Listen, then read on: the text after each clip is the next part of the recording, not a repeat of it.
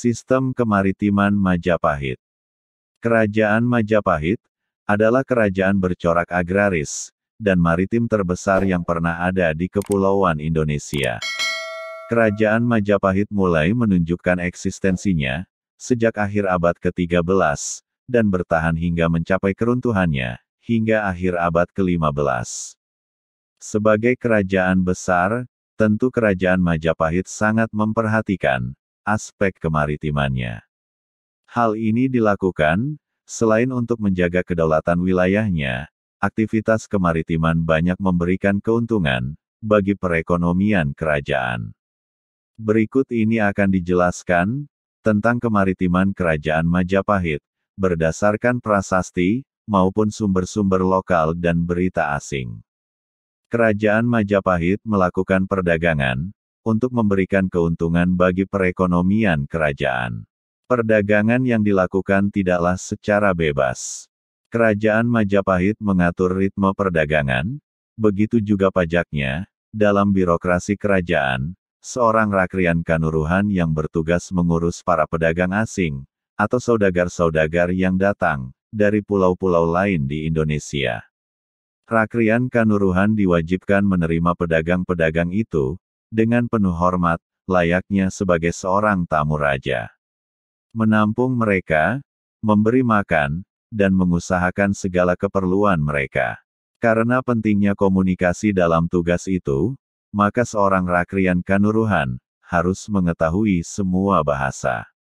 Dari sinilah bermula jabatan Syah Bandar, jabatan yang kemudian digunakan oleh kerajaan-kerajaan bercorak Islam pada periode selanjutnya. Berdasarkan keterangan yang diberikan oleh negara Kaertagama, terdapat setidaknya 98 kantor dagang yang sangat bergantung pada kerajaan Majapahit. Beberapa di antaranya adalah Melayu, Jambi, Palembang, Minangkabau, Siak, Kampar, daerah Batak, Samudera, Lamuri, Lampung, Barus, Kutai, Pasir, Baritu, Kota Waringin, Lawai, Kapuas, Sambas, Buruneng, Pahang, Lengkasuka, Kalanten, Trengganu, Tumasik, Kelang, Kedah, Bali, Lombok, Bima, Sumba, Luwuk, Makassar, Butun, Salaya, Gurun, Seram, Ambon, Maloko, Timor dan Wanin atau Onin. Kantor-kantor dagang itu tidaklah diurus secara langsung oleh orang-orang dari kerajaan Majapahit, namun sesungguhnya mereka hanyalah suatu jaringan perdagangan. Daerah-daerah yang disebutkan tadi mengirimkan hasil buminya secara rutin. Apabila terdapat salah satu di antara daerah itu yang memberontak kepada kerajaan Majapahit, maka kerajaan Majapahit akan mengirimkan ekspedisi militer untuk menaklukkannya. Sebagai upaya untuk memperkuat jaringan dagangnya, kerajaan Majapahit menjalin hubungan dengan Cina, terutama dinasti Ming, yang berlangsung sejak tahun 1370, sampai dengan akhir abad ke-15. Dalam catatan sejarah dinasti Ming, menyebutkan setidaknya 43 utusan yang dikirimkan ke Cina. Pada tahun 1381 dikirimkan 300 orang budak hitam, pada tahun selanjutnya dikirimkan 100 budak, 8 mutiara besar dan 75.000 pon lada. Sebaliknya Cina mengekspor beragam keramik, barang-barang porselin, minyak kasturi, kain sutra dan mutiara kaca serta tembaga. Pada tahun 1410, dinasti Ming secara resmi memihak kerajaan Majapahit, melawan Kesultanan Malaka, yang menuntut kedaulatan atas Palembang. Ketika Cina memulangkan utusan-utusan dari Kalikut, Samudera, Kesin, Aden, Hormuz dan Kamboja, Kaisar Zhengtong juga meminta kerajaan Majapahit untuk menjaga dengan baik semua utusan itu, dan mengurus pemulangan mereka ke negeri masing-masing. Selain hal itu, orang-orang Cina yang berasal dari Kanton, Zhangzhou, dan Quanzhou juga menetap di pelabuhan-pelabuhan pesisir sebelah timur Pulau Jawa. Seorang pendeta, Odoric of Pordenone yang berkunjung ke Pulau Jawa, pada tahun 1321, menggambarkan betapa luar biasanya kekayaan Kerajaan Majapahit. Tangga istana Kerajaan Majapahit dilapisi oleh emas dan perak, lantainya dari ubin emas dan perak, bagian dalam istana dilapisi emas. Genteng-genteng istananya terbuat dari emas murni. Kekayaan itu diperoleh dari hasil perdagangan rempah-rempah. Pelabuhan penting lainnya yang cukup penting adalah Bubat. Pelabuhan Bubat terletak di utara kota, pada tepi Sungai Brantas, namun masih di daerah pedalaman. Di pelabuhan ini tinggal para pedagang, yang berasal dari India, Cina, Vietnam, Thailand, dan daerah-daerah lainnya, yang masih berada dalam pengaruh Kerajaan Majapahit. Keberadaan pelabuhan Bubat sangat penting, sebagai lalu lintas pelayaran sungai, dan komunikasi antar penduduk, yang berada di pedalaman dan pesisir. Selain itu, aliran Sungai Brantas juga menjadi pemasok kebutuhan air, bagi lahan pertanian yang ada di Jawa Timur. Peran penguasa lokal, dalam perdagangan Kerajaan Majapahit sangat kuat, terutama dalam melakukan kontrol terhadap produk-produk lokal.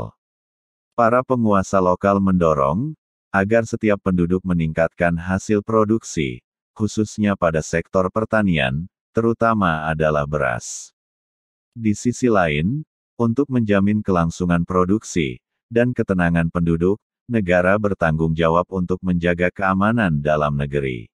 Selain meningkatkan keamanan dalam negeri, negara juga dengan giat melakukan perluasan jaringan, pemasaran, mengembangkan jaringan lalu lintas perdagangan, antara daerah pedalaman dan pesisir, meningkatkan perhatian, terhadap masyarakat non-agraris, seperti pedagang dan seniman di pusat kota, dan meningkatkan permintaan luar negeri, atas rempah-rempah yang berasal dari timur kepulauan Indonesia.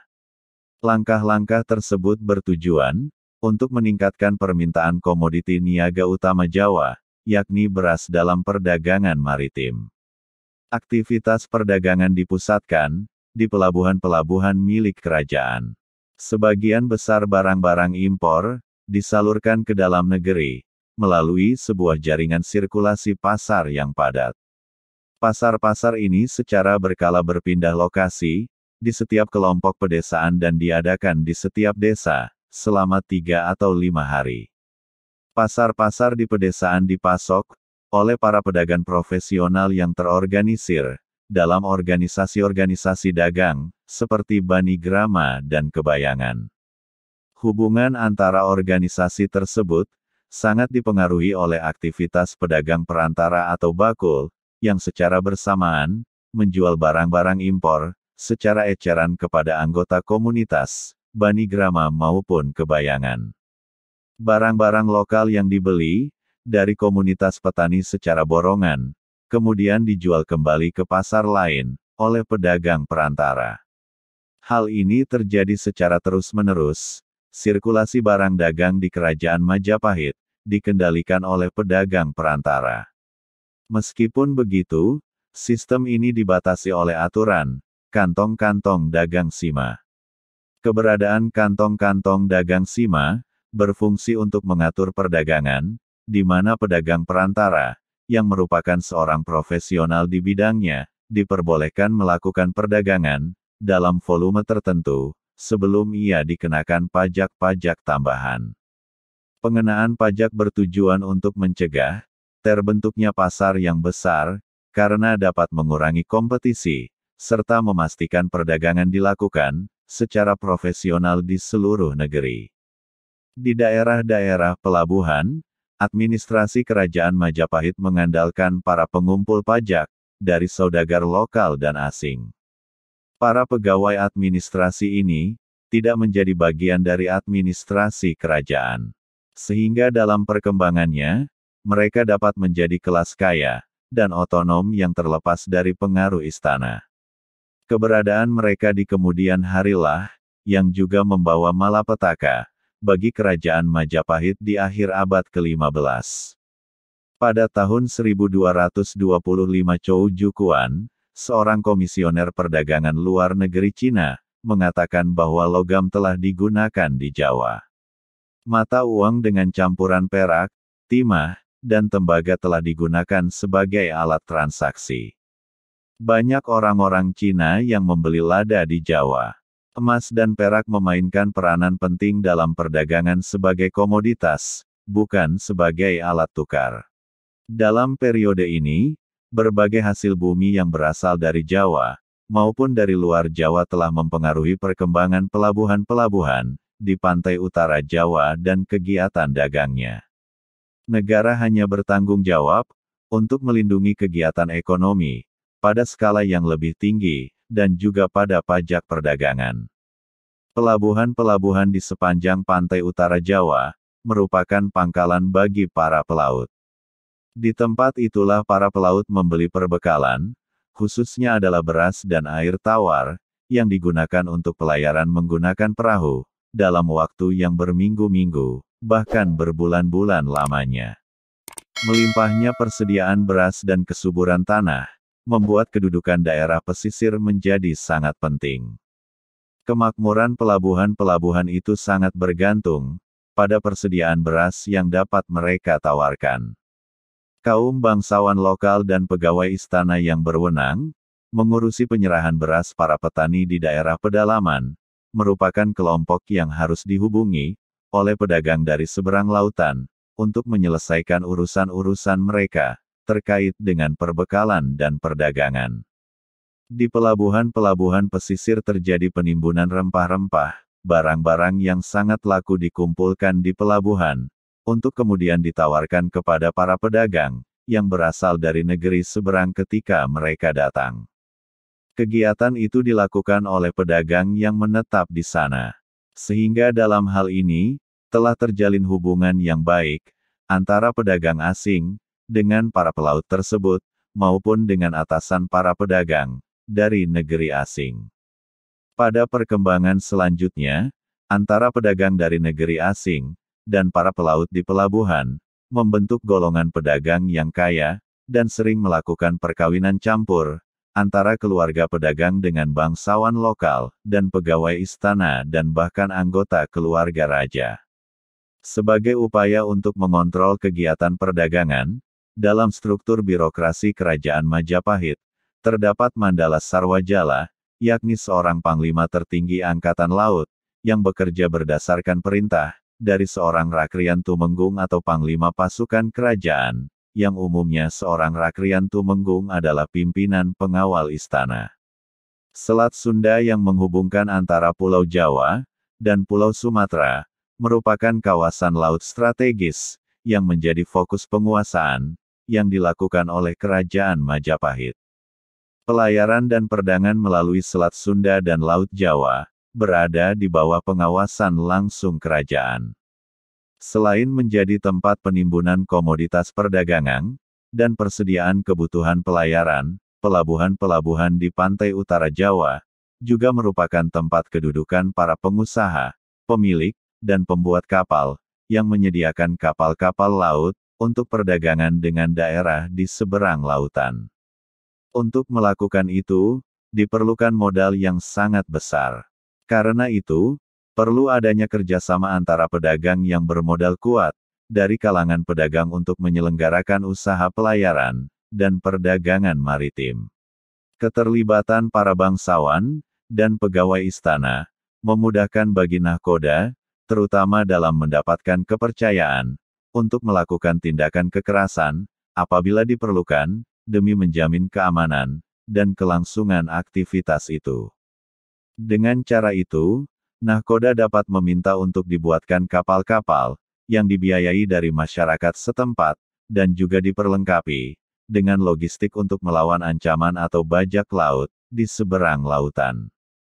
Para pemimpin kapal terdiri dari anggota kelas pedagang. Tidak jarang pula, nahkoda kapal sendiri juga adalah pemilik seluruh, atau sebagian kapal, beserta dengan muatannya. Terkadang yang memimpin pelayaran, adalah seorang bangsawan. Sedangkan awak kapal diambil dari abdi, yang tidak terikat pada tuan-tuan besar itu. Orang luar, pedagang-pedagang dan orang asing diizinkan, untuk berlayar, dengan syarat tertentu, oleh nahkoda atau pemilik kapal. Di antara para penumpang kapal itu, sering terdapat orang dari berbagai tempat, dengan bahasa yang juga berbeda-beda, yang mana sebagian dari hidup mereka adalah melakukan perjalanan dari satu pelabuhan ke pelabuhan lain. Kapal-kapal Majapahit terbuat dari kayu yang sangat tebal, dan menggunakan 4 tiang layar. Layar dan talinya terbuat dari osier. Ketika bagian-bagian kapal mulai lapuk, mereka memperbaikinya dengan papan-papan baru, di mana papan-papan itu saling menumpuk sampai dengan 4 lapis papan. Kapal-kapal Majapahit ini mampu berlayar ke India, hingga ke Laut Arab. Selain untuk berdagang, kapal-kapal itu juga digunakan sebagai pertahanan laut, di bawah komando seorang Mandala Sarwajala, yang memiliki otoritas untuk memobilisasi kapal-kapal, untuk pertahanan kerajaan. Sehingga dengan begitu dapatlah dikatakan, bahwa kekuatan armada laut sangat memiliki peranan yang penting, untuk membangun hegemoni maritim kerajaan Majapahit, di sepanjang Laut Jawa.